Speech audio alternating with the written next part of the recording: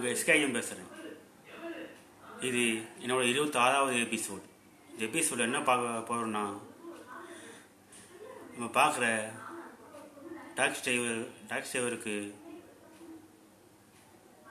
நிறைய சவாரி போவாங்க. அந்த நேரத்தில் அவங்களுக்கு பகல்லையோ நைட்லேயோ ஏகப்பட்ட நிகழ்வு நடக்கும். முக்கியமாக நைட் நேரத்தில் அவங்களுக்கு ஏகப்பட்ட அமானுஷங்கள் நடக்கும். அதை அவ்வளோவா வெளியில் சொல்லவும் மாட்டாங்க. நல்லது நடக்கும், கெட்டது நடக்கும். அந்த சமயத்தில் அது மாதிரி ஒரு டாக்ஸி டிரைவருக்கு நடந்த ஒரு அமானுஷமான நிகழ்வை தான் நம்ம பார்க்க போகிறோம்.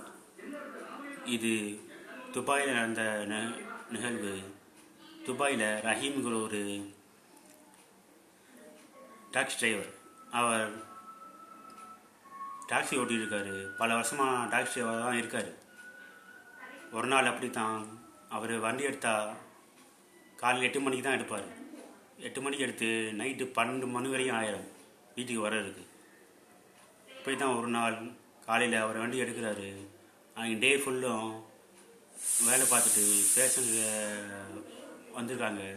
அதில் முடிச்சுட்டு லாஸ்ட்டாக ஒரு சாயந்தர நேரத்தில் இன்னொரு பேசஞ்சர் காத்திருக்காரு. அந்த சமயத்தில் இந்த 6-7 மணிக்கு மேலே இந்த பேசஞ்சர் இல்லாதனால அவர் வீடு கிளம்பலாண்டு போயிருக்காரு. போயிட்டு இருக்காரு. அந்த சமயத்தில் வழியில் ஒரு ஷேக்கு வண்டி நிப்பாட்டுறாரு. அங்கே வண்டி நிப்பாட்டி அவர் எங்கே போகணுன்னு கேட்குறாரு. அவர் பார்த்து டாக்ஸி டிரைவர் ரஹீம் எங்கே போகணுன்னு கேட்குறாரு. அந்த சமயத்தில் அந்த பேசஞ்சர் வண்டியில் ஏறிட்டு, நான் சொல்கிற வரைக்கும் நிப்பாட்டாத, வண்டி ஓடிட்டே இரு, நான் இடத்த சொல்கிறப்ப மட்டும் நீ நிப்பாட்டு அப்படின்ட்டு சொல்கிறாரு. அந்த நேரத்தில் ரஹீம் அந்த பேசஞ்சர் வண்டியில் ஏறும்போதும் வண்டியில் ஏறினப்புறமும் அவர் முகத்தை பார்க்குறாரு. சரியாக தெரியல.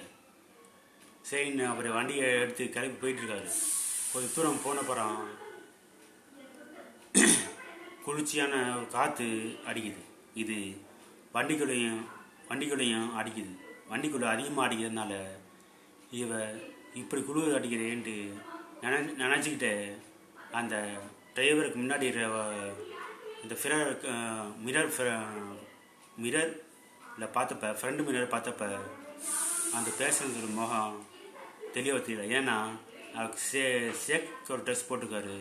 அதோட முகத்தை சுற்றி ஒரு வெள்ளையான துணியை போட்டிருக்காரு. அந்த வெள்ளை துணியை அவர் முகத்தை மறைச்சிருக்கு. சரின்ட்டு ரஹீம் தொடர்ந்து வண்டியை ஓட்டிகிட்ருக்காரு.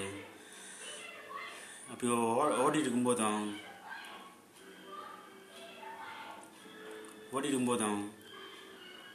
ரோட்டு ஓரத்தில் ஒரு பெரிய கிணறு தென்படுது.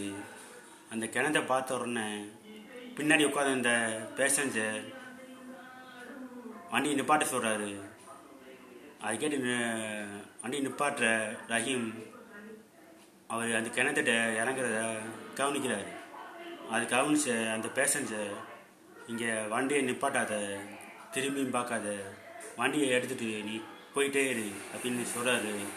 அந்த சமயத்தில் அவர் குரல் கொஞ்சம் மேட்ட மாதிரி இருக்கு. சரின்ட்டு ரஹீமும் நமக்கே வம்புன்ட்டு வண்டியை எடுத்துகிட்டு கொஞ்சம் தூரம் போயிட்டுருக்காரு. அந்த சமயத்தில் ஒரு இடத்துல வண்டி நிப்பாட்டி சைடில் இருக்கிற கதவு ஓரத்தில் இருக்க அந்த மிரர் வழியாக அந்த கிணத்தை பார்க்குறாரு. பார்க்கும்போதும் அந்த கிணத்துக்கு சுற்றி ஏற்பட்ட கருப்பு உருவங்கள் அங்கே நிற்கிறத பார்க்குறாரு. அப்படி அதை பார்த்த ரஹீம் உடனே வண்டி நிப்பாட்டி அதை உத்து கவனிக்கிறார். அப்படி கவனிச்சிருக்கும் போதும் அங்கே கருப்பு உருவங்கள் அந்த கிணத்தை சுற்றி நின்றுக்கிட்டு ஏதோ மந்திரம் ஓதுற சத்தமும் கேட்குது. அது அதிகமாகவும் கேட்கல. அது கவனிச்சிட்டே இருக்கும்போதும் கடைசியாக அந்த கருப்பு உருவங்கள் மந்திரத்தை முடிச்சுட்டு திரும்பி இவரை ரஹீமை பார்க்குறாங்க. கருப்பு உருவங்களாம் இவரை பார்க்குதுங்க. அதை பார்த்த ரஹீமுக்கு கொலையை நடுங்கி போச்சு. இவங்க நம்ம நிற்கிறத பார்த்துக்கலான்னு சந்தேகமும் ஏற்படுது. உடனே வண்டியை கிளப்ப முயற்சி செய்யும்போதும் அந்த கருப்புருவங்கள் இவர் பின்தொடர்ந்து வர்றதை கவனிக்கிறாரு. ஆனால் அந்த நேரத்தில் வண்டி ஸ்டார்ட் ஆகாது. அப்படி வண்டி ஸ்டார்ட் ஆகாததை பார்த்த ரஹீம் இறங்கி கதவு திறக்க முயற்சிக்கிறாரு.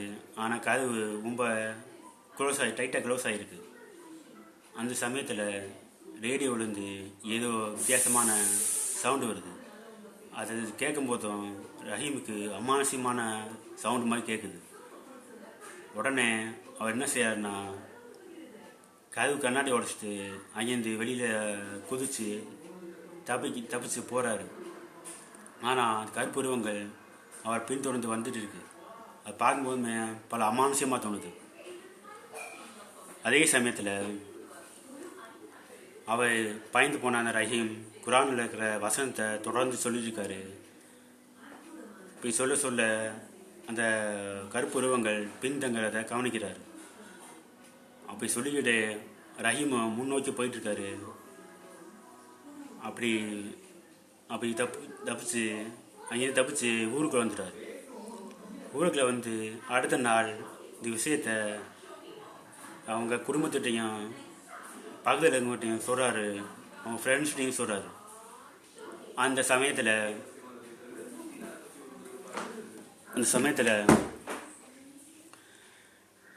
அவங்க சொல்கிறாங்க, நீ சாதாரண மனுஷங்களை பார்க்கல, அது ஒரு ஜின்கள் இரவு நேரத்தில் இப்படித்தான் மந்திரம் ஓதிட்டுருப்பாங்க. அதோட அவங்க சக்தியை அதிகப்படுத்துறதுக்கு முயற்சி செய்வாங்க. இந்த உலகத்துக்குள்ளே வர்றதுக்கும் முயற்சி செய்வாங்க. அவங்கள்ட்ட தான் நீ மாட்டிக்கிட்ட.